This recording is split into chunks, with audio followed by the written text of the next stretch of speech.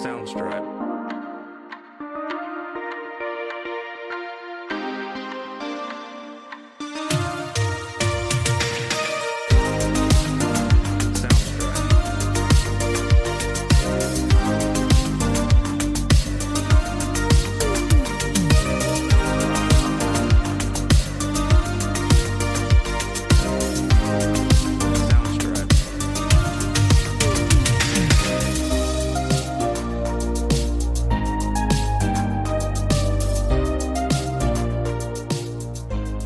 Welcome into another episode of Blockbusters, a classic movie podcast where if you're like us and you miss the days of packed movie theaters and movie stores, and this is the podcast for you.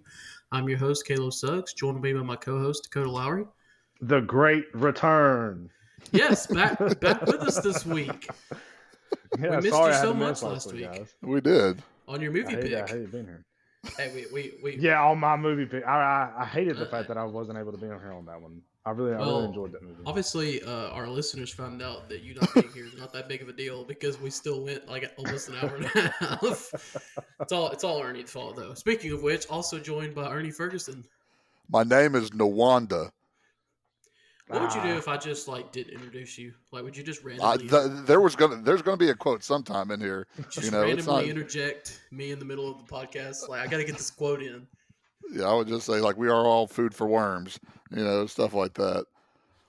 But yeah, we're super excited to have Dakota back with us this week. Missed you last week, buddy. Yeah, there was a hole in the. I mean, even though we talk the most, there is a hole in the conversations without you. Yeah, it was definitely really weird listening to the podcast and not being a part of it. It was. I definitely feel it's probably because there's a thing where I don't know if y'all's wives do this, if y'all wives listen to our podcast, but my wife will be listening to the podcast and will text me as if I'm still talking live at that moment. And then it was a really weird moment where I kind of understand where she's wanting to say now, talking to the people on the podcast, and I don't know. It was very different. I really miss being here. My wife only likes listening to the episodes of movies that she knows, and she's not very movie centric. Mine either. I don't know if we've seen a movie that my wife likes yet. I think she's out of the movies we've done. Twister. I'm trying to think. I think there was at least one more. I don't know if she's seen Back to the Future. I don't know if she's listened to it. True. She's seen A Few Good Men, hasn't she? I think she watched. She can't handle the truth. Oh my goodness! Can't handle the truth. A lawyer drama is not what my wife is. Yeah. You need to get her to watch My Cousin Vinny to introduce her to the lawyer dramas. What year did that come out? That's before 2000. Yeah, I definitely wanted to pick it, but I didn't want. I didn't want to do A Few Good Men and then have My Cousin Vinny so close to it since they're so closely related. I love those movies so much. Again, that courtroom drama and comedy. That's two different genres. You can spread out from there. It's probably not. First off, could you tell listening to the podcast, Dakota, that we had technical difficulties? I mean, it wasn't too obvious. I don't think. Did I tell you we had it, or did you You did. You told me. Okay. I think y'all had to stop recording in the middle of it. Yeah, something went wrong with my microphone. Yeah, so it's part of the biz. Yeah. And then wasn't Suggs immediately asking you afterwards, "Hey, what microphone do you use?" Yeah. Hey, I mean, you're having technical difficulties with the one you're using, but what are you using? I'm not like it's kind of like my body. When it works, it's pretty good, but half the time it doesn't work. So What the frick? My knees are shot, so I'm like, what an analogy. Hey, when you got bad knees, your neck cracks all the time. My warranty's out. On that note, this week we're doing Dead Poets Society 1989. This is Ernie's pick. He gave us a list of movies that he wanted us to help pick from, and I obliged, and then he picked one completely not on the list. I just had I even had something. I don't know. Y'all may not look at the spreadsheet or whatever, but I had one typed in already, and one of the ones on the list. And for some reason, I was like, nah, I don't want The Mummy. Okay. and I was like, Oh, yeah, I remember seeing that down there. Yeah, and it's so I rough. was like, I know Dead Poet Society's been in the back of my head for a while, just because being a teacher myself, just all this, it really rang true, and also, Hmm. spoiler alert, having a friend's brother commit suicide also kind of really hit too. And it's one of those things. Looking on this movie is one of the things that Keaton preached or whatever for the kids, is to not conform, to find their Hmm. voice.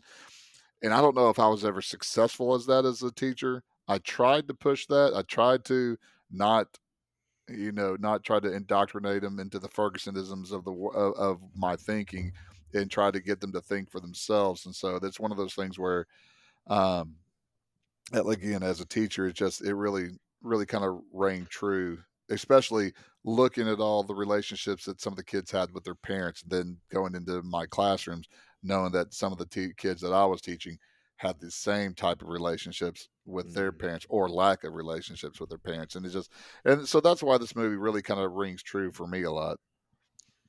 Yeah. If I Well, will say, as one of your former students, um, that I really did get this vibe from you a lot.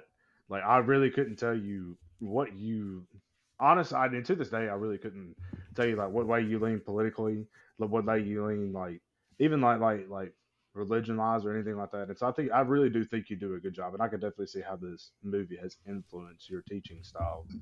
Yeah. Um, Devil's advocate is always something that I tried to play, and I think I told you that to my definitely did classes. a good job as that.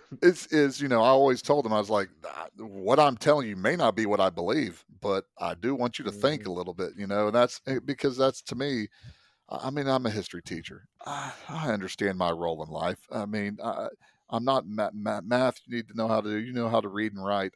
But my job, as a history teacher, yes, dates and whatever, and how to color. Uh, but uh, but teach you how to think, and not just think like your parents, because we all, and that's, just seeing Neil and seeing Todd, Hmm. just have to be, crammed into the form of their parents, and just it just the Hmm. soul crushing that you see that these boys have to go through, which, again, we're talking about 1959. So Yeah. I mean, my goodness, I've been teaching 97 to now, and the parental aspect of it is different than this, but just the soul crushing that you see some of these kids, especially like Neil, uh, and even Todd too, just Hmm. that actually absolutely rips your heart out as a teacher to see that, And I never want the kids to like go against their parents, but I also don't want them to sit there. I've said it over my class. I don't want you to regurgitate what your parents say. I don't care what they think. Hmm. I want you to be able to think and Hmm. have a reason that you think that, not just Hmm. blah blah blah blah blah blah blah. Unfortunately, we see a lot in society where people don't know why they believe stuff; they just believe, or believe is a strong word too, but that's neither here nor there. And I think this movie does a really good job with that, even like taking that concept and applying it, because I mean, you even see, and I know this is later on in the movie where Keating does sit down with Neil and he tells him, he's like, hey, like you're telling me this, but like, have you had this conversation with your dad? Have you had this conversation with your father? Like he's not telling him, hey, sure, openly defy your dad. Like he's telling him, hey, like sit down and have a respectful conversation with your dad about this and just see how it goes. Like it might go your way, it might not go your way, but you're not going to get anywhere if you don't talk about it in the first place. And I think that was one of the things that I really appreciated about this movie was the fact that it wasn't just a yeah, like stick it to the man type of movie. Yeah. It was like, hey, like there's a respectful way to go about things. And you see that two or three times throughout the movie coming out, like from Keating, like Hmm.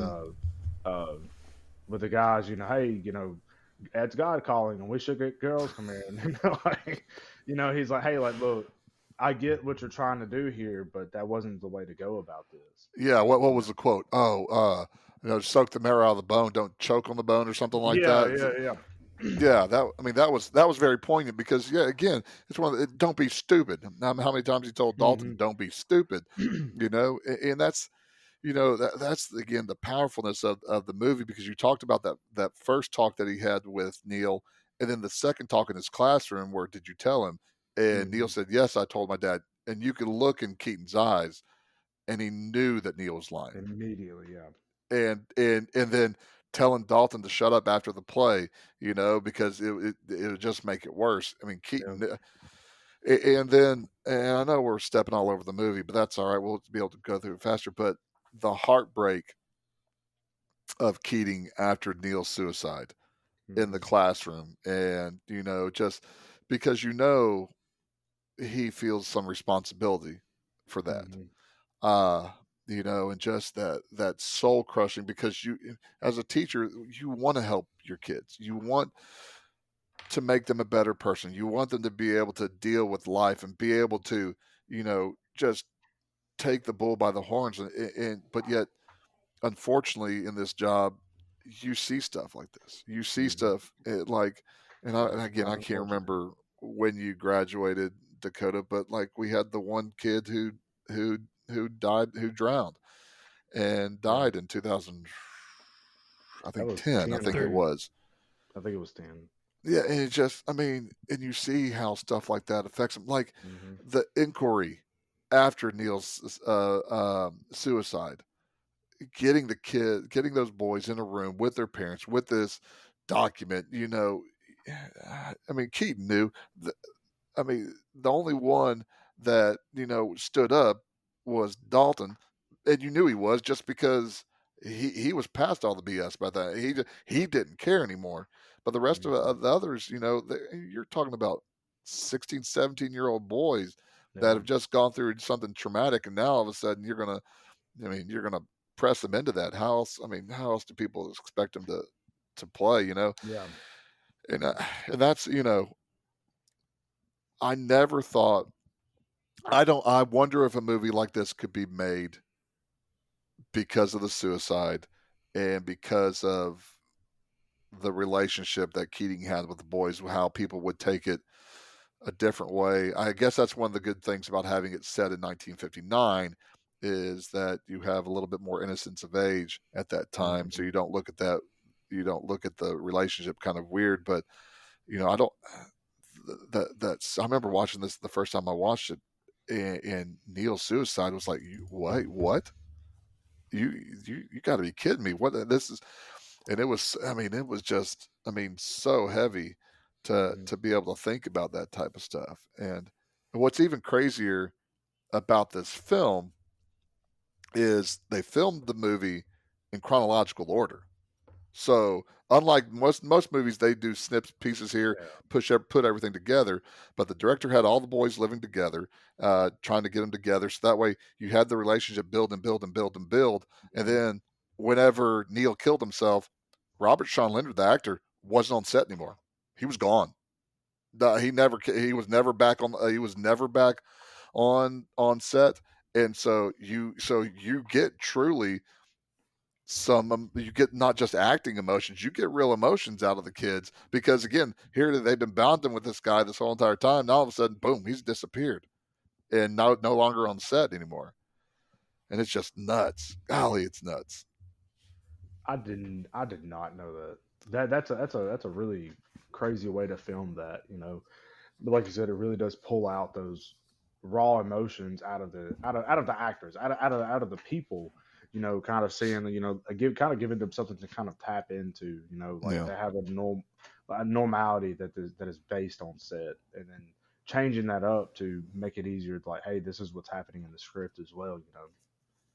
Yeah, and that's and I liked how one, I liked just the group of kids together, because you knew Cameron was going to be a fink from the very beginning, just Yeah. because he had the ruler out, ripping the page out with the ruler down, but also asking his Keating said that, I know you're thinking about, is this for a grade?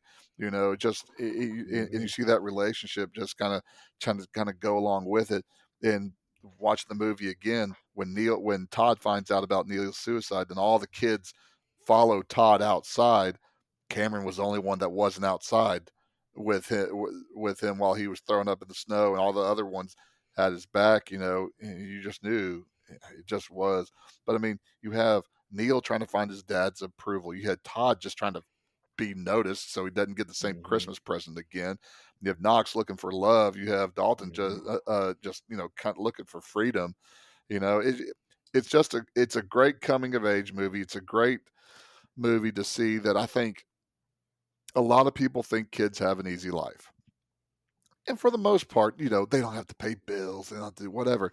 But kids don't have an easy life. I mean, and this is without phones. This is without internet. Yeah. And just the idea of parents and family in the late 50s. I mean, just the dominant dad, and the mom, I mean, just she couldn't say, she saw that the son was heartbroken after the play, but just go to sleep, Neil. Just go to sleep. I mean, Yeah. it's very, again, it's why this one really touches me, because of the idea, because this is based in teaching and seeing that, what kids go through. So sorry, Caleb, I'm on a diatribe. So this one's going for a record time too. Also, We were 15 minutes in. That's not too bad. that's not too I'm bad. just letting y'all do y'all's thing. I agree with a lot of what y'all are saying. But yeah, Well, and here's the crazy thing. I mean, I knew Robin Williams from Mork and Mindy. So a spinoff of Happy Days, where he was an alien, I know, and that's one of the things he would say. And so you have a true comedian. Yeah. And yes, you see the comedic role in here, but I mean, and of course, he wasn't the original. They had who's the guy on Taken? Liam Neeson was signed up for this, but they changed directors. And even before that, I want to say it was Dustin Hoffman was Mr. Keating. And so Dustin Hoffman was the first one, Liam Neeson was the second one, and then they just kind of revamped everything and then went with Robin Williams. But I'll tell you what, man, Robin Williams, he had enough of his comedy and enough of his, free form type of just acting. But the care that he had for the boys, again, the heartbreaking scene where he breaks down after Neil's death. I mean, this was an amazing acting job by Robin Williams. And again, I thought Ethan Hawke did a fantastic job of just being Todd. He really did. I thought all the actors were really, really good. Even the headmaster was a great butthole. He did good there too. So I just it's just some of the little things as we kind of go on. It really made it noticeable and really liked it. And the more and more I think of, more and more I'm saying I like it more than I thought I did. The more I'm talking about this. So my scores may be changing differently, which I didn't know I still don't know what I was going to score it before I came into this either. So I didn't either. I still don't know what I'm going to score it. that's the have thing. an idea, And this is what I hate about me, because I'm looking at our old ones and I'm going, well, I ranked this, and to me, I have the most nines, and I'm thinking I always thought I was the harshest one on some of them, or or I pulled back on some things too, and I'm looking at like, goodness gracious, I'm like Oprah here, 9 for you, 9 for you, and 9 for you. I'm gonna be honest with you. When I'm ranking movies, I don't even look at the list. I don't even See, look that's at the what way I've you ranked in should the do it. past. I do my best not to even think about the movies. Like I can't. I will say a couple things about this that really kind of stood out to me is like, especially with Robin Williams, of course, knowing later on, he did commit suicide as Yeah. well. Like, I think that kind of stuck out to me in this is like him knowing, like I guess him knowing what that character is going through. Because I mean, he had battled through depression his entire life. And I think I think that's why that scene where he's breaking down in the classroom really kind of hit home for him, was because he could see. I feel like he could see where where Neil was at, where he felt hopeless, where he felt like he didn't have anything or anywhere to go, and he saw that and he's like, and then it's something that had crossed his mind before about going, taking his own life before that, and eventually, what was this, 98 or 89? 89, I think, yeah. Yeah, 89. I mean, thinking some, Yeah. 35 years later that he does eventually take his own life in that, and I can't help but thinking like that I think Robin Williams really understood what was happening. I think that's why that plays so much into the depth of his character. And I think that you can tie that also into the Todd character, the scene with Todd where he finally gets Todd to speak and talk. Because Yeah. again, I mean, just think if, just think how the depression would have set in Robin Williams sooner if he wouldn't be able to disguise it or hide it with his comedy. Oh yeah, And again, easily. you see this.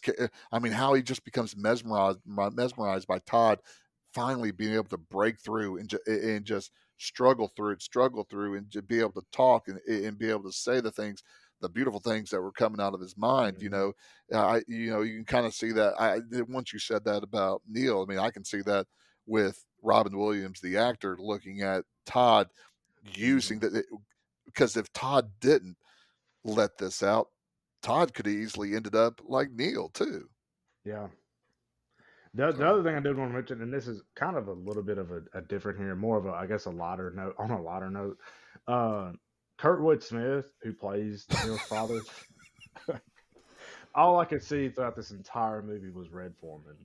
I was He waiting for him to came say put a in. foot up his rear. I was like, Yeah, I was waiting on it the whole time. I mean, the first time that he came on screen, and he started talking to him, and like just the whole interaction, I was like, this is Red Foreman with a different character's name. Like, yeah, this is 100% like he plays the same character, and I think that still shows in like Uh, even now he plays in the '90s show now, doesn't he? yeah, I want to be fair to Red Foreman had a soft side. I mean, yeah. See, yeah, he did. Red did, yeah. this dad he plays in this one, which I mean, granted, I know he loves his son, but I mean, it's pretty strict. You could you This could see this where he's coming from though. Yeah. I mean, like they said, he told Neil, he said, we don't come from a lot of money. Yeah. Said this is your Yeah. opportunity. He's trying to better himself. And it really kind of looks like some of the things I've heard my dad talk about. Again, my dad's 80. And so he was born in 40 something, 44. And he just talks about his dad. He's mentioned like he's not sure, he knows his dad loves him. He said, but he doesn't know how many times his dad actually said that. And Mhm. just the different the evolution of being a father. I can't imagine. I don't have a son either, though. I have a daughter. I can't imagine not telling my daughter that I love her. Mhm. Just she knows how I feel. She knows how I feel about her. I, you know, and also, when I look at Kurtwood Smith's character, and I think about my daughter. My daughter wanted to be a police officer. I was like, okay, Ernie, just bite your lip, don't say a word. She'll figure this out on her own. Because again, as a kind soul as she is, when we kind of discussed it. Whenever she changed her direction, I said, I think you could be a police officer. I don't think you could aim a weapon at anybody, and then pull the trigger if you had to. I just don't think you could, But again, that's one of those things where I had to, I could have easily gone, nah, go this way. And that's one of the things that my parents have. I know they've done. They've let us kind of go our own road. I mean, obviously my family's in Texas and I live in Alabama, so they let me go that different route. And so to see Neil's dad just crush anything, and I understand the no, don't be an actor. Okay, Mhm. I understand that, Yeah. but not even let him like be a part of that, and follow that. And then that's crushing one way. But then the absolute neglect from Todd's parents, Mhm. they overlook. That's one of the crushing things that you see in schools too. Is there are different types of neglect. I've seen neglect at an upper middle class school where parents basically give their kids money and then say go away. Then I have the other schools where the parents aren't even there. They don't. I mean, Mhm. they have nowhere. I mean, but again, you have parents that don't even know you. Don't they overlook you? Again, a heartbreak to see. Uh, so. And that was one of the things I commented to Kamei when we started watching this. I was like, these these kids can't have a relationship with their parents, right?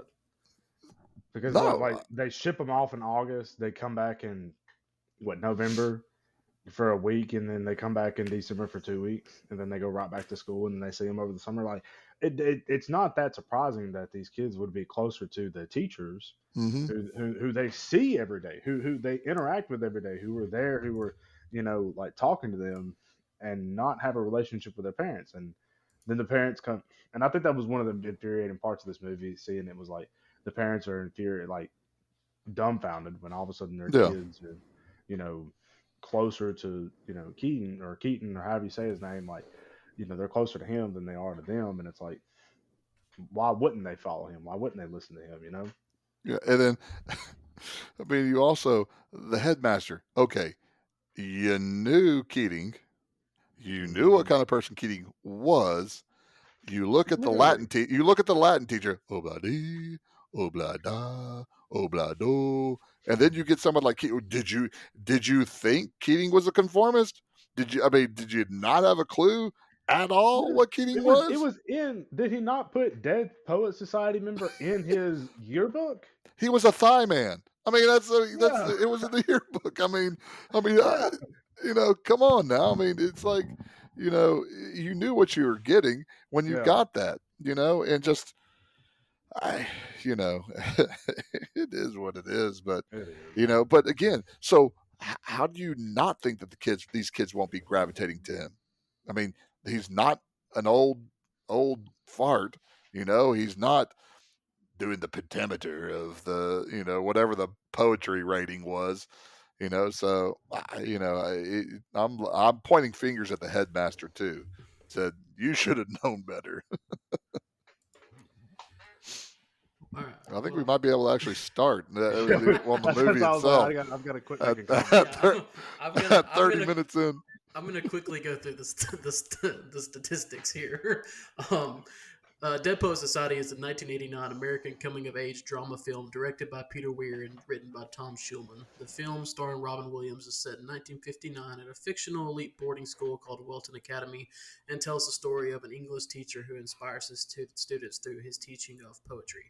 The film was released in the United States on June 2nd, 1989. It grossed $235 million worldwide on a budget of just $16.4 million. It holds a Rotten Tomatoes score of 85% and an Mhm. 8.1 out of 10 on IMDb. So Mm-hmm. very successful all the way around. Um, This was originally it was originally going to be filmed in Atlanta. This was, I think, under Liam Neeson, and then when they canceled that, they burned all the props and all the studio, whatever they burned it down to the ground. And so whenever they got Robin Williams, well, they couldn't film it in Atlanta. Put one because the sets were burned down, and two because they wanted snow. So that's why I think they ended up going to Delaware and recording this. So I was like, wow, I mean, you had all these sets built, and we're just going to burn them down because it didn't get going. So I thought that was weird too. Movie industry, it's something else. Oh, it is. I don't. Ernie, what was your first? I didn't want to ask. What's your first memory of this movie? Because you would have been like what, 15 around this time, Yeah, 13, I would have been. Let's see, 89. 15. yeah, Okay. 80, whatever, 89, but that's 15 to 16, I think. Yeah, I may be about to turn 16. I think this was more of a video. I don't know if I actually went and saw this in the movie theater. But again, I know the Robin Williams one, you were like, oh, he's not doing comedy. He's being serious. This would be for some people the equivalent of, I think, like Pete Davidson doing something serious. Jim Carrey when he did something serious also. It wasn't expected, and so that was kind of the buzz about it. Was Robin Williams being serious? Can Robin Williams be serious? Which again, you still get a little bit of the humor in there, but again, Mm-hmm. still heartfelt. And that's what I remember about the most. I remember watching it. I think I may still have it on VHS in my house right now. So I don't know if I have a VCR, but I think I have it on VHS. So that's kind of what I remember. The biggest deal was Robin Williams doing something serious? Tell Google that because they have it listed as a comedy/drama. That's I don't get it. I'm sorry. If the movie has a suicide in it, Yeah. you can't call it a comedy. I'm sorry. That's even on our list. I don't think I'd call it a comedy. There's no way that it is. No. I don't.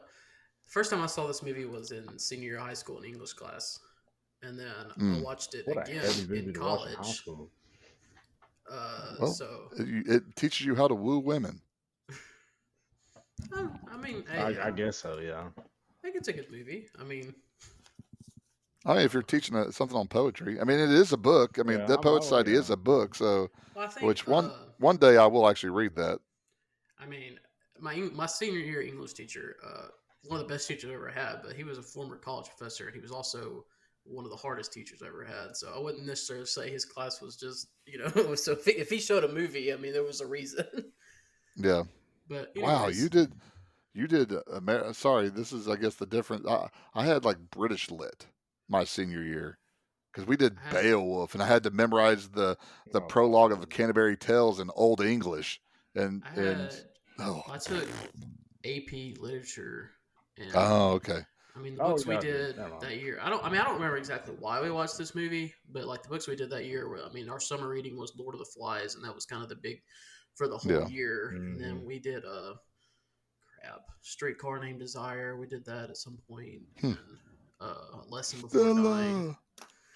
See, unfortunately, when he at the beginning of the movie, when uh, Keating starts listing off some of the, the romantics and stuff like that, it just gives me flashbacks to this last semester. In the spring semester, I had to take American literature, and it was everything up to Civil War. And so when he started throwing out Thoreau and uh, Lord, I'll be honest with you. I'm sorry to whoever my American Lit professor was at Calhoun. I've memorized enough to get through that class, and I don't know anything from it. But I all tell you these what, names, I was just like, oh my word, man! Please don't. there is a reason that I taught junior history, modern American history, modern American literature. Let's go. Pre-Civil War history and pre-Civil War literature. Oh, dear Lord, put me to sleep Oh right yeah. now. I just, There were so many. I remember I had to watch. This is off subject, but I had to read the narrative of the life of Frederick Douglass, and I didn't have time to actually sit down and read it. And so I did something that I don't normally do is I purchased the audiobook because it was 99 cents, and there I you put it go. at 2.5 times speed. And on my lunch breaks at work, you would see me sitting in my truck listening to a narrative of the life of Frederick Douglass. But that, Yeah. unfortunately, that's what hearing all these names and stuff kind of it gives me a not very good flashback. Yeah. Well, in 1959, Todd Anderson begins his junior year of high school at Welton Academy, an Episcopalian all-male preparatory boarding school in Vermont. Assigned one of Welton's most promising students, senior Neil Perry, as his roommate, he meets Neil's friends Knox Overstreet, Richard Cameron, Stephen Meeks, Gerard Pitts, and Charlie Dalton. So we open up the movie. We first of all, I hate bagpipes. I just gotta say that. As much as if I if I ever did visit another country, Scotland would probably be one of the top two that I would want to visit. As much as, but I absolutely hate bagpipes, and we get the opening. Oh yeah, that is another thing. Yeah, Well, that's because the bagpipes are always playing "Oh Scotland" or whatever, Scotland the Great, it's or it's always always the playing the same same thing. thing. Get something a little bit different. Like, listen to Big Country. It's a band from Scotland, and they have bagpipes in their song "Big Country." Okay. So you have a song, you have an artist named Big Country that sings a song "Big Country," and it has Uh, bagpipes in it. It's pretty good. I'll try that out. But And ACDC has a song that has bagpipes into it. Also, I just can't They remember which sure one it do. is. I but remember listening to it. we But get so the opening scene, I like it because again, we introduce all the characters and we see Neil's dad, where he walks in Mhm. and he tells them, "You're off the annual staff," and Yep. and Neil's voice cracks, and he can't stand up to his dad, which will come into play later on too.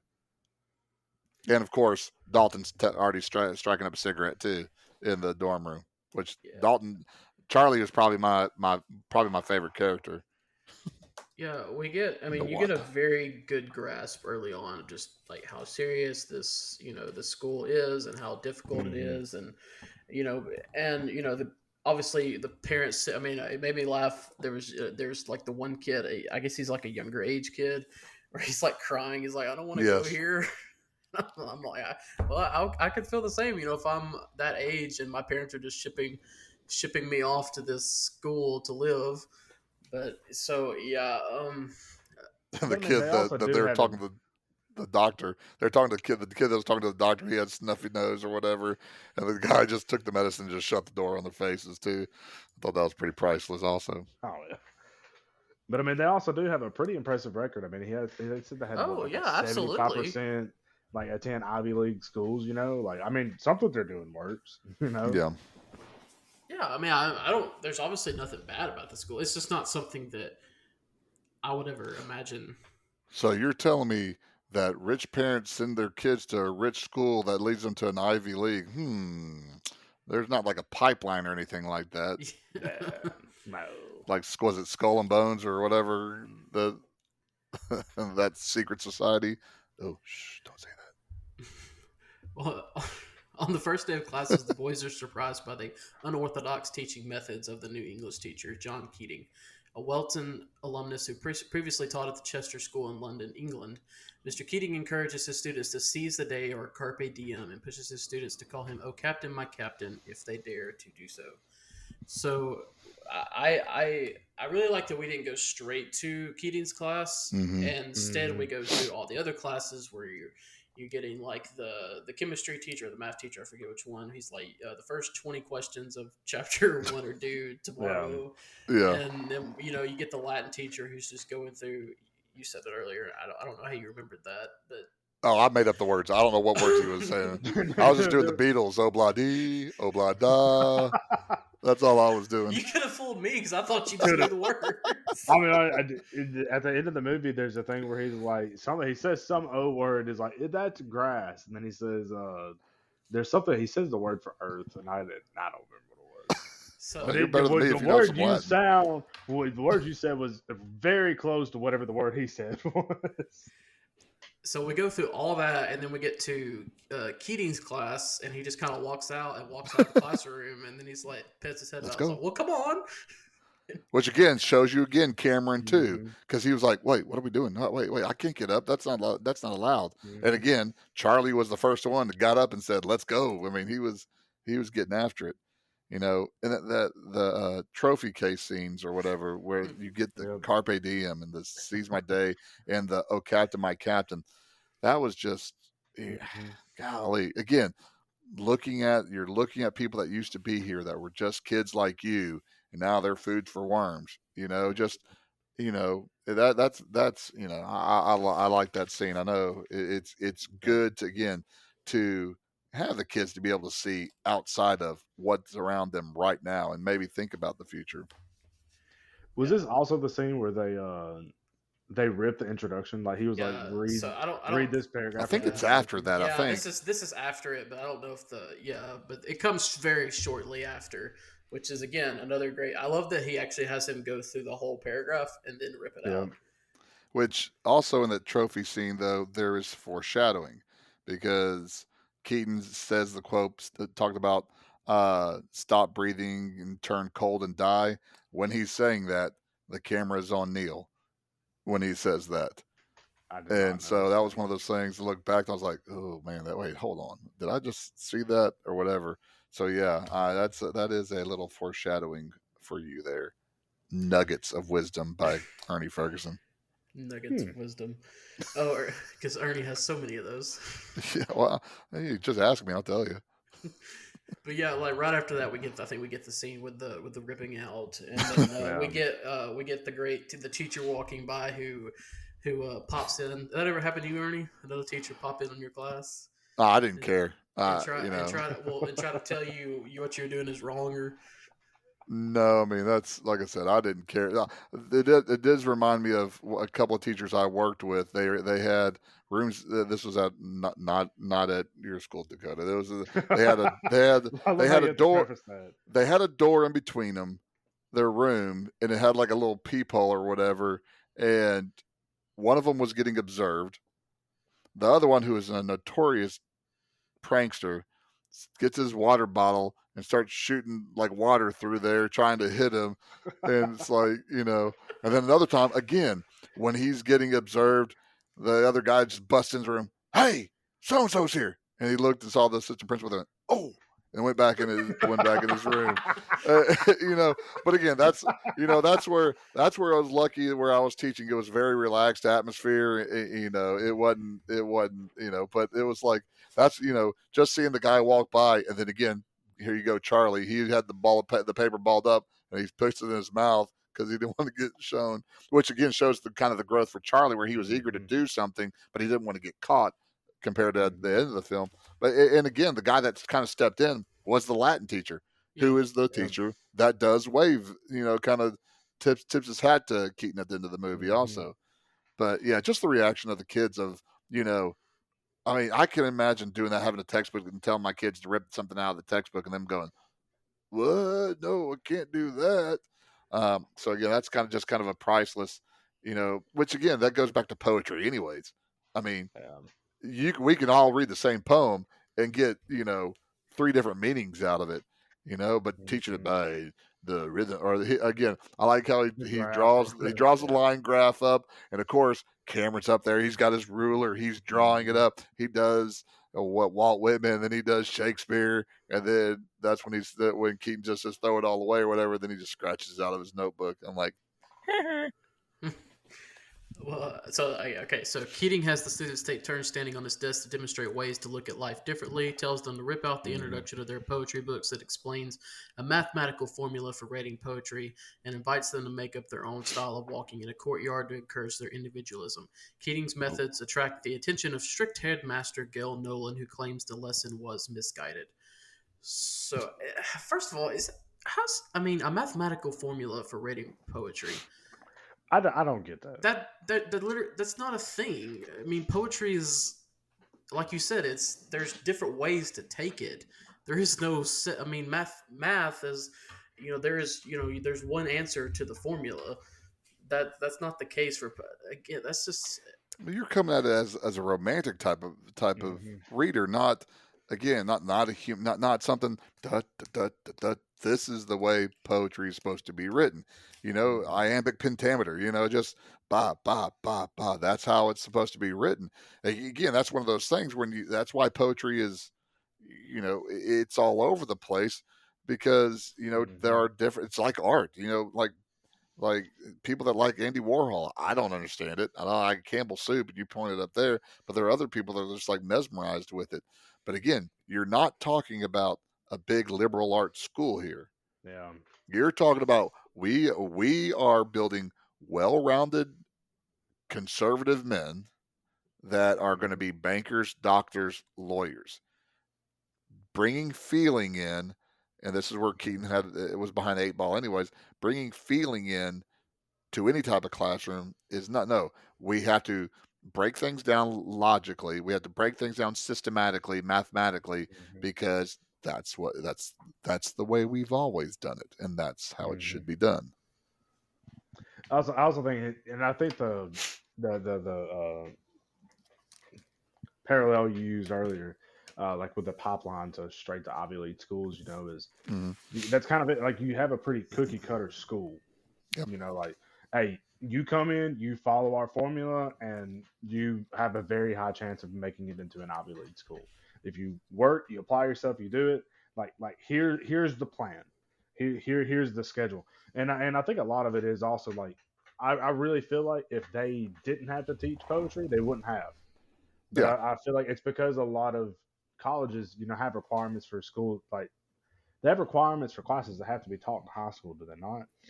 Yeah. Or it could be like a state thing where, like, hey, you have to teach this or whatever.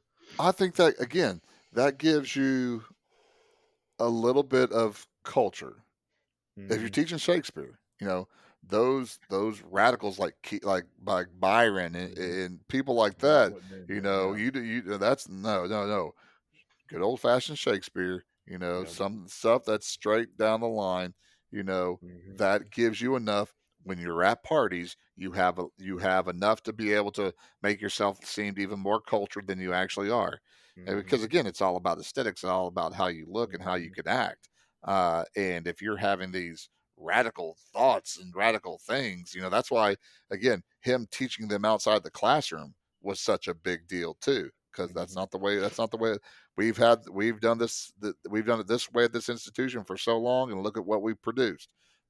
Don't step outside of that. That is again a major theme of the movie of Mm-hmm. conformity.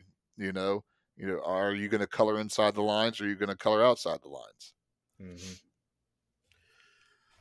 Well, upon learning that Keaton was a member of the unsanctioned Dead Poets Society while at Welton, Neil restarts the club. Him and his friends sneak off campus to a cave where they read the poetry where they read the poetry where they read poetry in realization that Keating's lessons and their involvement with the club encourage him to live their lives on their own terms. Meanwhile, Knox pursues Chris Newell, a cheerleader who's dating Chet Danbury, a football player from a local public school whose family is friends with the Knoxes. So probably I don't. One of my favorite scenes of this whole movie is them sneaking out to go to the cave for the first Mm-hmm. time. First of all, the music is. I love the music to it. It's kind of very spooky. Going through the schools. It's a real cool scene, but it's to me. There's like a thing where like they're sneaking out to do this thing. It's very forbidden. It's very against the rules. Mm-hmm. And then I love that it goes from spooky music and it switches to lightheartedness very quickly because you realize it's not kids going to break laws or do Mm-hmm. drugs or something like that. They're going to a cave to read poetry. And they're bringing a big box of raisins and a half-eaten roll to eat Yep. too. So I it's was like hungry.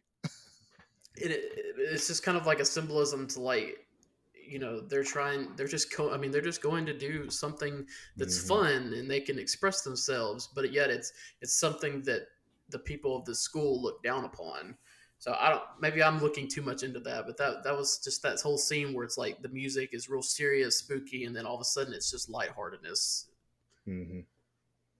There was a couple things that kind of stood out to me in all this was um Lord, it was something. It just was. I'll start with my other thing. Like, how does this kid end up at this house where he meets this girl? He was Is brought it? there. Is it? Yeah, he was brought there. No, no. I understand he was brought there, but like, and I understand that like, hey, that's friends of the family. But like, Ferg, have you ever done that and just been like, hey, your friend, No, we've been friends for a long time. Here, why don't you just take my kid Well, and let I him think come it's eat more of dinner a with y'all? thing where like um this is obviously like a wealthy family, and so they're kind of Yeah. like looking for I like think they host like a kid every now and yeah, then, and maybe take yeah, him under their wing every year. And it just happened to be Knox's yeah, turn which is to do funny that. because their own son is a jock who's not very smart, Yeah. or Yeah, that goes to the public school. But yeah, I think I, it's ju- I, ju- I just I could see this being a thing for like rich preppy schools like yeah, this. Yeah, I yeah. could see where like a it certain student goes to a wealthy family. They might even donate to the school. 100%. I Yeah, think that comment was made that it was like alums or something like yeah. that So or they probably donors or like something. they donate to the school, so Okay, they like want I to remember meet that like now. a student that has a bright future. That Yeah, it's It's part of because the it's just networking of a yeah, private school like that. yeah. I guess and I guess that's because I attended public school, but it is just a little bit of a weird concept to me. I also think it's like a New England type of thing too. Yeah, I don't think. I mean, in the South, even if you go to a private school, you're gonna see somebody at church, or you're gonna see them at the Dollar hmm General or something like that. which is, I don't It's even think not. there's that many private schools around here, is it? We have I think private schools, but not Well, like, but not not like like boarding this. schools. There, Yeah, I don't think Oh we yeah, have boarding nothing schools. like this. Yeah, yeah, yeah. I think the other thing that stood out to me in this scene was like it's not time. Okay, and I like my sleep. And and the whole yes. time I'm thinking is I'm like, man, there's no way in this world I'm about to sneak out at night When you And were in high I school, get though? the I never did. But I mean, Yeah, did you? I mean, I did didn't. you stay up though? Oh Not no, I really. stayed up. I So I mean, 100%. so Well, again, no, okay, I see your point. now you're talking again. Remember, you're talking I about a see your bunch of point now. teenage boys that's away from their Yeah. family that has stifling, Yeah, boring classes. Mm-hmm. Now all of a sudden, wait a minute, there's this cave yeah, where It's like, they got yeah, to I go see out everything. and do something different. Oh yeah. yeah, I come was gonna on. say Yeah. it's not. It's not like I get it. I was just gonna say it made me realize how much older I've gotten. That I'm Oh looking yeah. now, That thinking, I'm oh, 100%. years out of you high telling me school. I'm gonna go stay up all night and then go to this school the next day? Like that's not Yeah. happening. Oh yeah, But no. yeah, as a high school kid, even though I didn't sneak out, yeah, it's not that hard. I mean, especially if I'm going to this school where I mean, and Hmm. I they, know. No, I they definitely aren't know. even allowed to have a radio because they Yeah, they're having to Pitts make a and radio. It's a radar. Meeks are Yeah. trying to, is that wouldn't be a radio, would it? I do. Oh I my do. gosh. Now that you mention it, Ferg, and point that out, like I do see what you're saying. Like, I remember back as a high schooler, Yeah, there was yeah. You several have to nights that think I back to stayed when up. we were young, Dakota. Yeah, back. Yeah, tell me about it. See, I have to think about back when y'all were young. Well, like, I do remember several late nights when I would stay up like reading a book, or I would stay up Yeah. like watching a TV show and something like that, and like leaving one headphone out, making sure that you don't hear your parents walking down the hallway. Like, yeah, I see it now. Which, by the I way, get it now. poor dog. Did you see how many milk bones they gave that dog? I mean, Oh yeah, that dog is I rolled up feel on so its bad for side. Its feet can't touch the ground anymore because he had about 20 milk bones or biscuits and stuff like that. That dog is miserable That's that also night. like you can just tell that these are like I mean that's not a good way to sneak out. Like give him one milk bone or two, but you just drop a whole Yeah. thing. Like surely like Mhm. someone would come out. Why is there 15 milk bones? Literally, yeah. Yeah, I don't. And then look, I get as you're watching this movie, you're like rooting for Knox to get the girl, but at the same time, he's kind of stalkerish in this. I mean, he meets this Very. girl, and they don't even really speak. I mean, they barely speak, and all of a sudden he's like in love with her, and then he's like Yep. calling her and stuff. I mean, if I was this girl, I'd be like, I don't even know who this dude is. I You know, also Made look it, at which this, made it though, in really a random 21st later. century. Which made it really random later when he calls her and she was like, "Oh, I was gonna call you." Like, why are you gonna call this person? You like spoke 2 words to him in your entire life. No, she But had a it whole does. dinner with him. No, she didn't. Yeah, she was at the dinner. Yeah, she was at the Yeah, dinner. she was Oh, the one she that opened the was. door. Yeah, she's the one that opened the Okay. door. I thought that he had the dinner with the parents and then she went out with Chet. I think Chet was there too, though. Are But you I mean, sure? I think Yeah, I thought the whole family was there. no, I'm not sure. But that's what my story, and I'm sticking with it right now. But I thought that he had the dinner with the parents and her and Chet went out. That's why. I thought she was there too with Chet. Okay, But maybe, again, maybe she was. I don't know. It- We'll, Yeah, we'll do. I'm in the same boat. it ain't that deep a dive right now. So I We'll, mean, we'll do instant replay later. Anyway, Neil discovers his love of acting and gets the role of Puck in a local production of A Midsummer Night's Dream, despite the disapproval of his domineering father who wants him to attend Harvard to study medicine. Keating helps Todd come out of his shell and realizes his potential when he takes him through an exercise in self-expression, resulting in him spontaneously composing a poem in front of the class. I'm trying to remember some of these scenes. I think I'm getting mixed up in my head. the Todd and Keating scene. Yeah, in their dorm. Yeah. No, this was the one. This is the one where he gets him, and he because I think at this time that's when we have like the scenes between is it Todd and Neil where he just like he wanted to try to write his poetry, but couldn't write the poetry because he was scared to death. But the scene with Keating and Todd is where he gets Todd to actually speak out in front of class. Yeah. Mm-hmm. And as far again, I'm not a cinemaphile, but how they filmed the camera going around Keating and Neil, I mean Todd, the whole entire time while he was going through this was again, I'm not this type of person, but it was a beautiful way to film the scene of just circling around them and circling around them, and building up until you finally get like Todd releasing all this stuff, and you have Keating looking up at him just kind of in awe, going, "Yes, This is you when you Mm-hmm. see that light switch go off in a student, you see it. It's just like, yes, that's what I want to see. That was an absolutely wonderful scene right there. And and one of the things that stood out to me about the scene actually came before this, and I thought it made me think of how great of a teacher like he was in this movie, and it made me think of great teachers in real life. He gets the one dude up that does his poem, and he said a cat on the mat or something like that.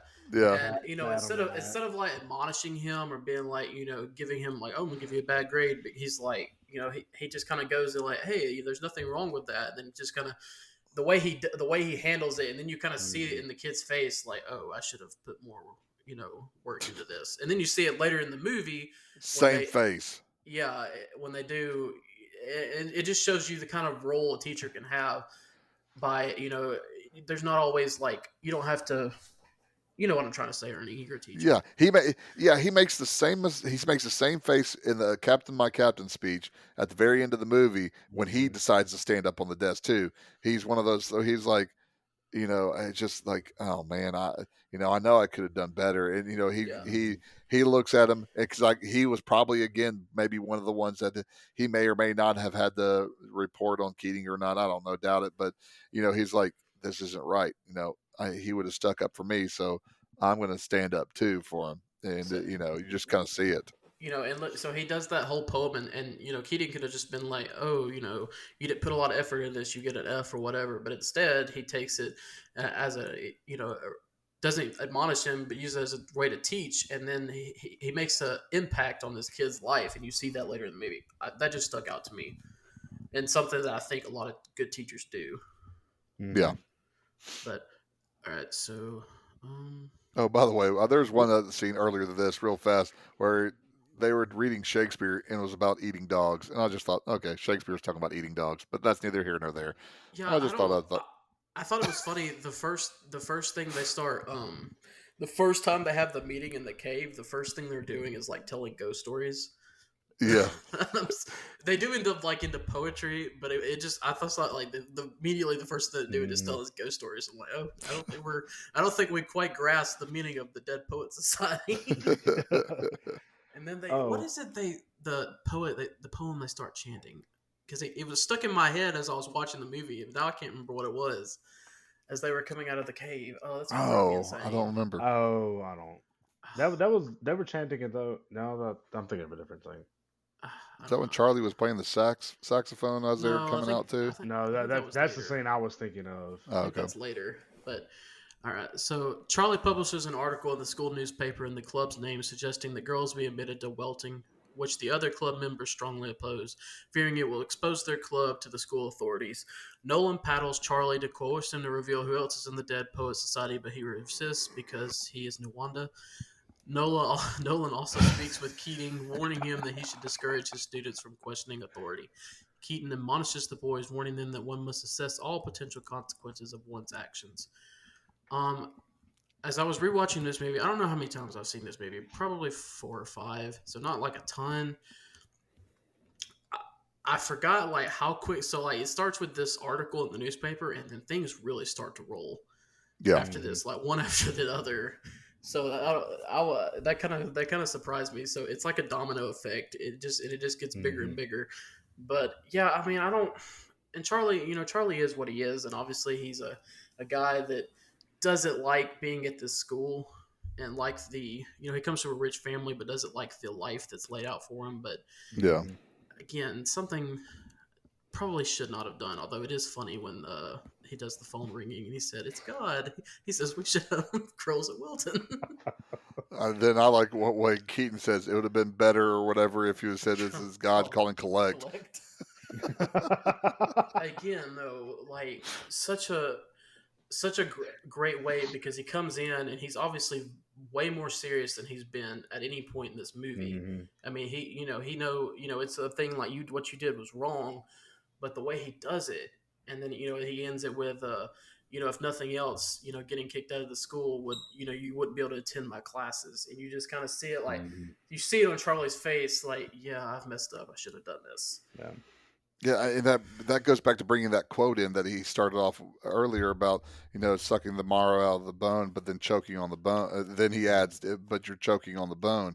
Again, going back like as any good teacher would do is something that he's already taught them, and then ties it into what he's doing now. So again, he is dead serious because he does say this is just stupid, but he still interjects some of that humor in that you see, which again is completely different than any other teacher that he has any of them that they have. Period. Mm-hmm. You know.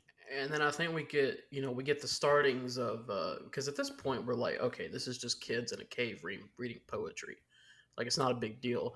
This is when we start to Mm-hmm. realize this Dead Poet Society is going to end up being like a thing, like a problem. And Yeah, because you see it. I mean, you see it first with Charlie. Charlie's like, Yeah, heck yeah, he fully embraced it. I'm a thigh man too. This is all me. This is what I got. And then again, the compliant Neil then starts falling under it too when he goes out for the play because he said I'm just going to try out for the play and I'll worry about my father later. I mean, I have to get a Mm-hmm. part first before I worry about that. well, on the eve of, well, I feel like we're missing something here, like the whole Knox and the party. Anyways, on the Oh, eve what of is the jocks? I forget who the jocks called him. What the name that they Mutt. were called? Mutt. No, they was he Yeah, was That's his brother. Mutt Sanders' brother. Brother. yeah, something like that. Mutt. Again, Mutt. though, very creepy. He goes and sits on this in the Yeah, couch, and she's just sleeping. I'm like, and he just It's bends a, down and kisses her. This but it's is okay. He reads poetry to her later, and everything that makes poetry makes everything. It's stalking okay. It makes now look, everything okay. he did at least apologize for that, though. Apologize I for being will give him that. creepy. Yeah, he did apologize he for apologized kissing for you while you something. were asleep, Yeah. even though I'm not your boyfriend or anything. Oh well. On the eve of the play's opening performance, Neil's father discovers his involvement in the play and demands that he quit immediately. Keaton advises Neil to stand his ground and prove to his father that acting is important to him. After Neil participates in the play, his father retaliates by withdrawing him from Welton and enrolling him in a military academy. Lacking any support from his mother and unable to explain to his father how he feels, Neil dies by suicide. And I don't really like the way that kind of writes Keating's and Neil's interaction with this because I really feel like, and I mentioned this earlier that Keating wasn't like, hey, like stand up to your father, like just tell him how you really feel. Yeah, He was like, hey, like have a conversation with him. yeah. Sit down and talk to him man to man and let him know, hey, this is something that you want to do and you maybe want to pursue. Like I just to me I don't feel like that was written very well. Which this is also a Wikipedia summary, also Yeah. not a you know I love when Neil walks in his dorm room and his dad is there. He like immediately knows what this is about. Yeah. yeah.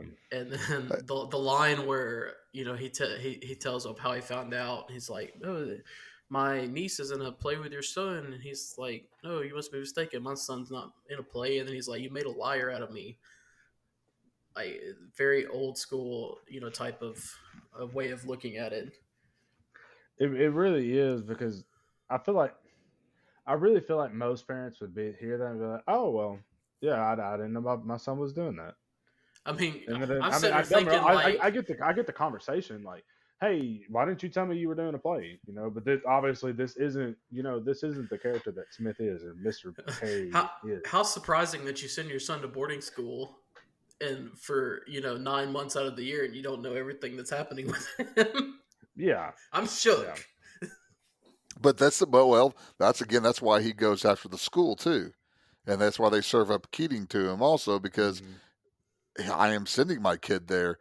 They shouldn't be doing stuff off campus without me knowing. It's a boarding school. Things should be happening on campus. If things are going off campus, Yeah, y'all which should know what's going on. granted, we find that he did earlier in he faked having Yeah, he had to have a, what was it, letter of approval from his father and the Oh yeah, yeah. headmaster, yeah. and so he faked that. So obviously that's how he gets through that. So, but I don't even know if the dad ever brings that up or finds out. I don't even.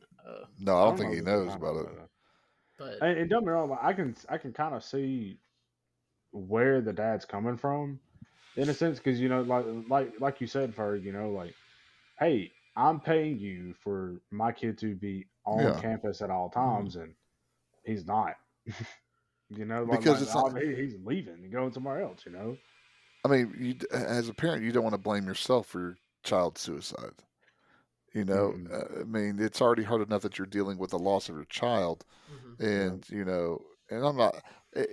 There's something more to this than just the dad, because you can't sit there and point the Hmm. finger all at the dad.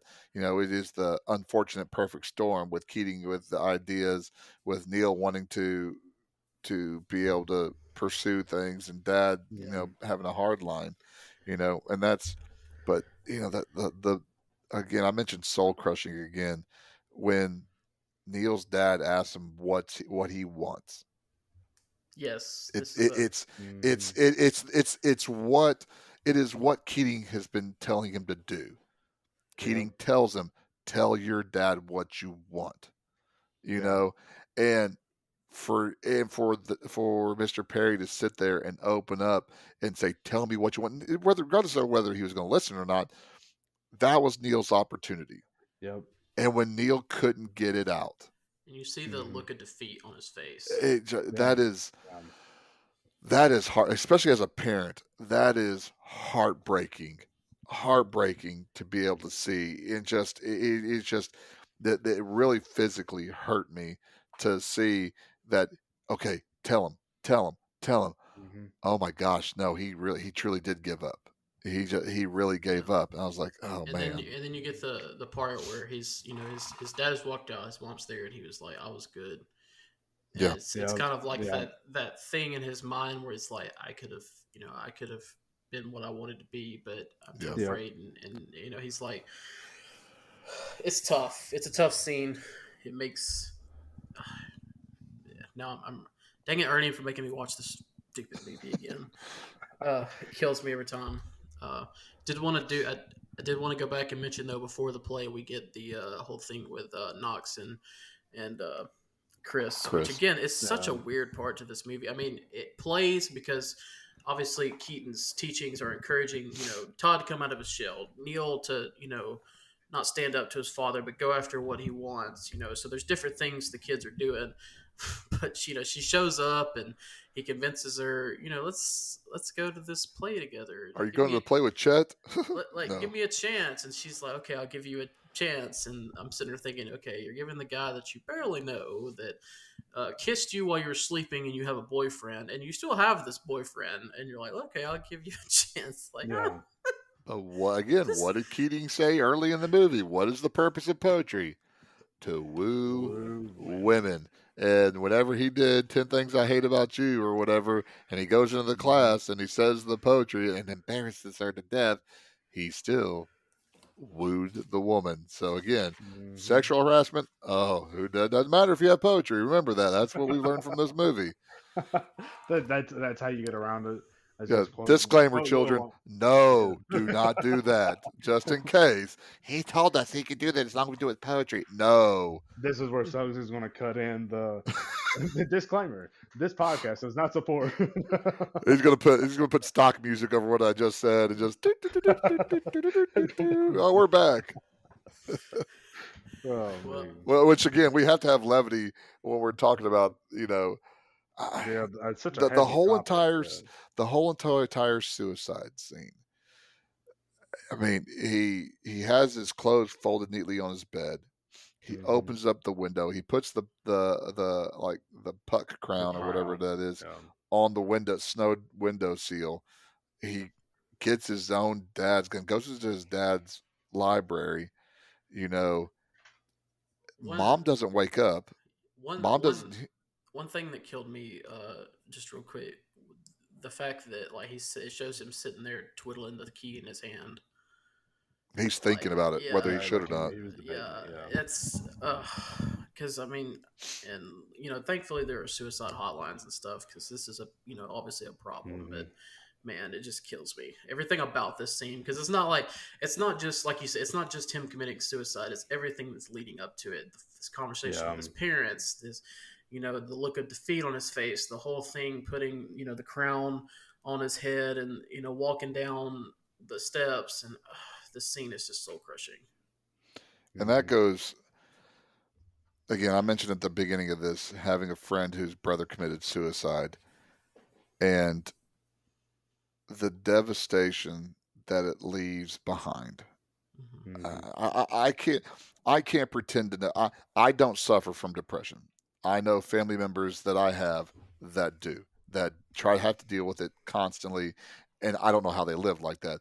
But and so it's one of those things that's hard for me to fathom, hard for me to understand, because again, I saw what it did to my friend. I saw what it did to his mom. And again, I don't know what type of pain the kid was going through. I don't know. And again, I'm not, and I won't point any fingers because that doesn't just do any good.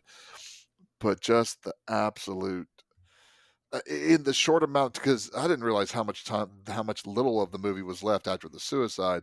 But just, I mean, like looking at Todd. I mean, that was Todd's one kind of route into the world, Mm-hmm. and just how crushed he was and how he can, I mean, even, and that's where, that's also where you get uh Charlie.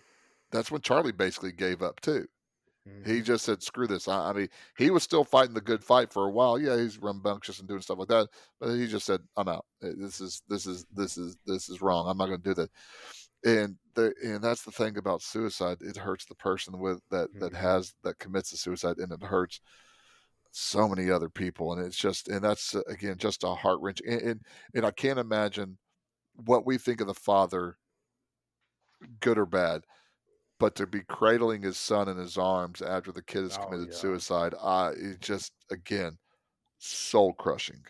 yeah, and I think Kurtwood Smith does a great job of that.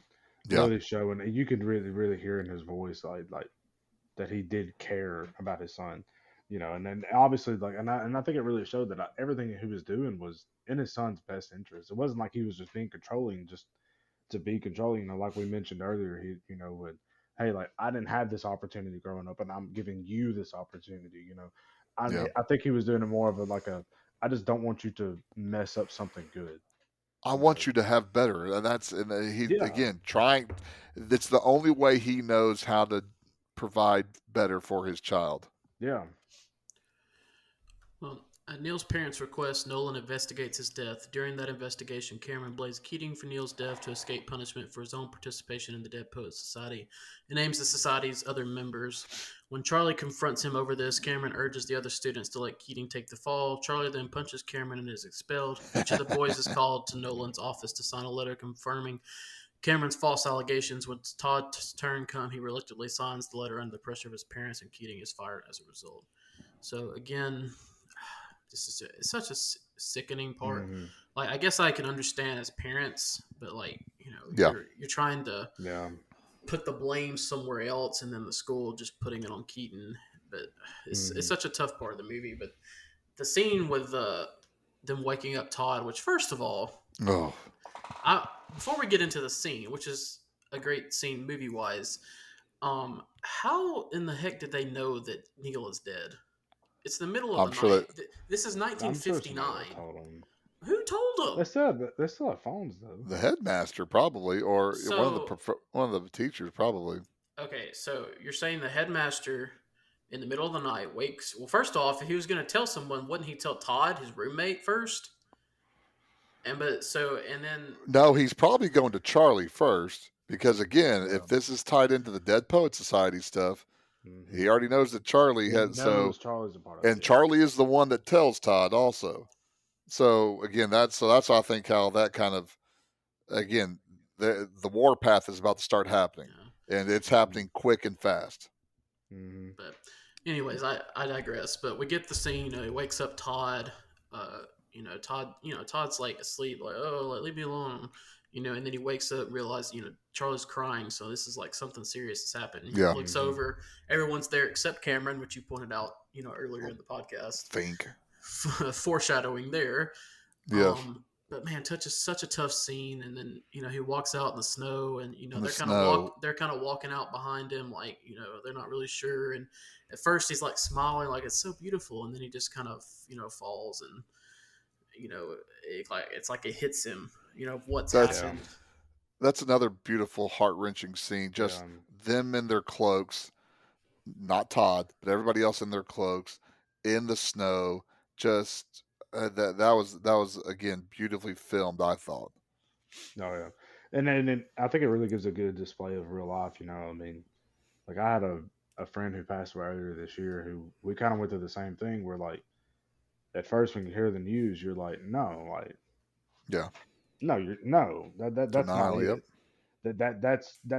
There's no way. And then you get to the house and Yeah, I mean, what you is it that Todd says? Like, it's not that he wouldn't kill him; it's like he wouldn't leave us or something like that. Yeah, yeah, and then there's he does the whole justification. No, like he wouldn't kill himself. it was His his father dad. did It it. was his dad. His dad did it. Yeah. His dad did it. Yeah, And then it's the the just the breaking down and Mhm. the throwing up like it's 100% like hey that's the dude going through 5 stages of grief right there on the screen. And and then that's the one thing. Go ahead, Caleb. I like that, then we switch to like where they're in like whatever they're meeting That little in. room. Yeah, and then Hmm. in their minds, we're the ones that are in trouble. And then Cameron comes in, Hmm. which of course, Charlie's already like Cameron, like, yeah, Yeah. Cameron's gonna he take already us he, out. he already He knew. He knew. He already, Yeah. knew. but like in their heads, it's them. And then he Yeah. comes in, Yeah. and then they slowly realize, oh, they're trying to go after Keating, and then that's what makes them really mad, or Charlie, and then the other ones Yeah. too, or Todd. It's like Keating didn't have anything to do with this. He was just a great teacher, Mm. and that's tough. And like And that's the thing where like you can't really blame the school for no, firing Keating yeah, because the information that they were provided was, hey, he influenced this kid to that eventually led to this. Yeah. He Um, no, he the led the person dead I'm poet blaming is society. Cameron. That dude's a douchebag. Yeah. which I mean, And but that's what But I mean, Charlie called it out. They gotta the school's not gonna. No, it was Cameron that called it out. The school's not gonna take the fall. mm-mm. So that's where, because again, it's of high prestige, so it can't take the fall for something like this happening on their grounds. So again, it's this miscreant, Keating, Mhm. that did it, and just. But also, the punch that Charlie threw on Cameron, nice. I was like, Satisfying. Oh, yes, I was very like, satisfying. heck yeah, do it again. But another sad scene though. What? Yeah, do it again. Don't stop. Keep Yeah, going. I'm like, I MMA. mean, make that nose Finish totally him. crooked. Yeah, finish him. Whoop-dee. But another sad part was that whenever they were calling names, and they right before they got to Todd, and Todd was knocking on Meeks' door, and Meeks wouldn't open the door, Mhm. because he was ashamed Yeah, of what he did to Yep. Keating, yeah. and that's why there is a What little did bit you of tell catharsis. them? Nothing Yeah, they didn't already know. yeah, and Yeah. that's why there was a little bit. There was some cathartic moment at the very end with these boys too. Well, Nolan, who had taught English at Welton prior to becoming headmaster, takes over Keating's English class with the intent of adhering to traditional Welton rules. Keating interrupts the class to gather his belongings. As he leaves, Todd reveals to Keating that the boys were intimidated into signing the letter that resulted in his termination. Keating assures Todd that he believes him. Nolan threatens to expel Todd and anyone else who speaks out of line. Despite the threat, Todd stands up on his desk and says, "Oh, Captain, my Captain." The other members of the Dead Poets Society, except Cameron, as well as several other students in the class, do the Tool. same. Touched by their support, Keating proudly thanks the boys before departing. Um, out of Who thought it'd everything, be wise for Keating to get his stuff while the kids are still in the classroom? That's a mistake on the Honestly, headmaster's part it there. really is. Idiot. It kind of confused me. as Why was everything, the dude not escorted? If this yeah, guy I feel like that. is the reason one kid killed himself, why was he not like immediately escorted from the premises? We'll mail you your stuff, Yeah. Just came by idiots. to pick up my belongings. And y'all are educating leaders of America? Yeah. Idiots. These are the future doctors and lawyers. Don't work on me. Out of all the things that Cameron did, this scene might be what irks me the most. We get the whole thing where he's like, read the introduction, and he's like, "Oh, it's been ripped out," and we'll grab somebody's. It's all been ripped out, Keating laughing at it too. He's just turning around smiling about it. and then we get the thing where he asks him what have y'all covered, and you get him you get the Cameron's I don't know the word I'm looking for, but like he's just like, oh, we've kind of skipped around. We've done this and we did a little bit of this and like you kind of, it's just like throwing salt on the wound. Like Keating's such a bad teacher. We didn't do nothing in this class, and it's like Yeah. that's so not true. But God, I can't stand Cameron. I'm glad they didn't have him stand up though. Oh, absolutely. Yeah, I would have been. Because I would have been like, sit your butt down. You don't I belong on the know. desk. Because that's another reason why he was answering all the headmaster's questions too. Because Oh, again, being number one is probably more important. And I know he's thinking, well, with Neil gone, that makes it easier for me to be number one, type of thing. As dark and demented as that is, but you know, But and then this, I mean, such a great scene and an iconic scene that I've seen in Yes. TV shows, but we get the whole standing on the desk and the "Oh Captain, my Captain." It's and we see each kid like slowly, in their face, like, "Oh, I've got to do this," and the one kid that did the cat on the map poem. So it's not just the Dead Poets Society, but you see the impact that this teacher has made for these kids, and so And the other kids, not just Cameron, the other kids that just would not look at him. yeah. They wouldn't look at Keating. All They of them just had kept their heads down. Yeah. Yeah. And then we get the headmaster who's like, "Sit down!" Like, oh. Which this. I mean, to kind of wrap it up, the quote that I loved the most from this movie was, I think, Keating, and I don't remember if it was the headmaster or Keating and the Latin teacher. I think it was the headmaster, and Keating says, "I thought the point of education was to learn to think for yourself." Again, I would hope that I taught that way, but I firmly believe that is a large part of education, is to teach kids how to think for themselves.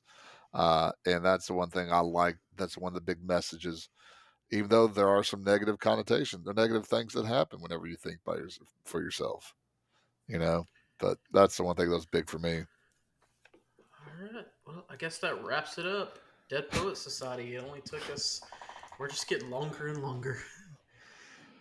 Well, unlike last week where you and I rambled on, Dakota and I early on, we found our stride. We found our stride early, and we're going and going and going. Yeah, I was doing my taxes while you're all going. Well, when you get to next week, that'll be the time where I've kind of probably shut up a little bit. But I might do the whole show by myself next week. That is true. Well, all right. So, kind of move on to ratings. Who wants to go first? Ernie's like, let me go last, but I still don't even know what I'm going to rate it. I really don't. I don't. I mean, it's my movie. Let's mix things up. Dakota, you go first. Okay, there you go. Okay. So, man, the entire time that I watched this movie, I really, really struggled with what I was going to rate it. God, I'm still stuck on it. The thing is, this is a great movie in my mind. I know it has a frustrating outcome because you like they painted, like, the school has a picture painted of Keating that's obviously not true, and it's not the outcome that you want to see, and it's an extremely sad movie, and I understand that and I get that. But all in all, I think this was an overall just a great, movie that anybody can really sit down and I really think needs to watch at least once. My only gripe about the movie is it's a little slow. There are a lot of scenes that are kind of held on to just a little bit too long. Where a scene could be cut off at 15 seconds, they're still panning out from the same guy 30 seconds later, and I'm like, okay, like I get it, but that's the only thing.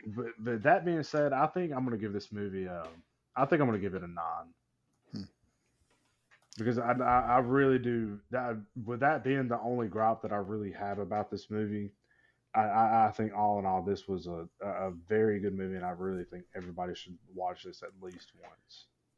Yeah, I agree. I think everybody should watch it at least once. I think, like I said, I've watched this twice in school now, both in high school and college. And in college, I wrote a paper on it, I think. I did something. I can't remember. So, I mean, there's lots to learn from this movie. I think definitely what the movie thrives in is Robin Williams acting. He really makes the Mhm. movie, and I don't know if it had been Liam Neeson or whoever else, they thought they would have had the Yeah. same. And we've had this No, it wouldn't we've happen. had this discussion with a lot of other movies. Back to the Future last week, we had the same discussion with Christopher Lloyd and Michael J. Fox. But Mhm. yeah, Robin Williams definitely makes the movie. Um, I don't know if I could go. Nah, I think nine's probably too high for me. But I'll give it I'll give it an 8. I think it's a solid movie. It's a popcorn worthy movie. Something that I think everybody should watch at least once. So I'm going to go with an 8. For me, art is about generating emotion, and this movie, if nothing, generates emotion. Again, it's not going to be your happy ending, which I'm okay with. Um, Mhm. uh, Not and all that's not that. all movies or books or whatever have happy endings. That's what I like too. Mm-hmm. I don't like necessarily cookie cutter things. That's why, again, Usual Suspects. I like the Usual Suspects.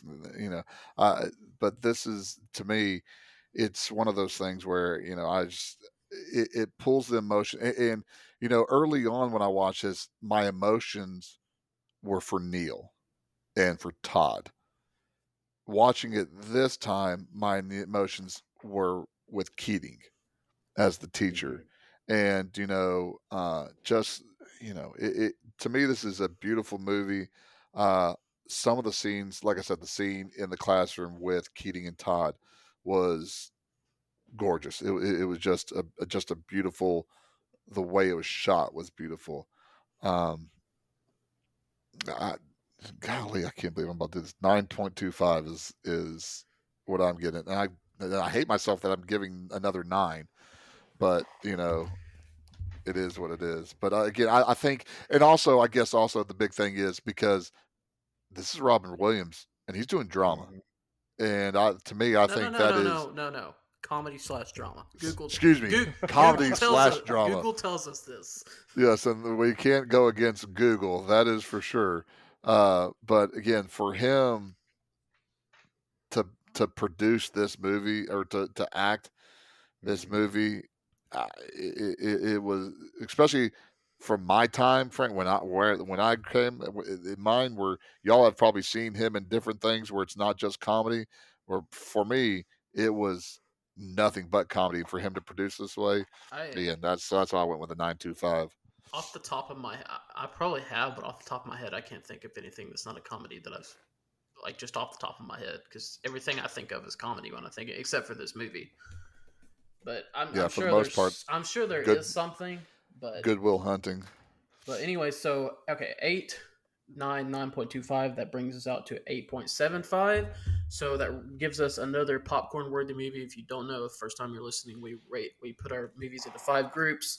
Blockbusters the highest so far. We only have one in that group. Popcorn worthy is the next highest. Then we have the middle, which is cult classic, uh, matinee only, and straight to video. And then 8.75. Ernie, where does that put us on our That list? that puts it number 2, falling behind Back to the Future and right above A Few Good Men. Interesting. I wouldn't have expected that, honestly. I didn't expect myself to give it a 9.25. I think 8.75 and 9 when I came into this is what I was thinking. Mhm.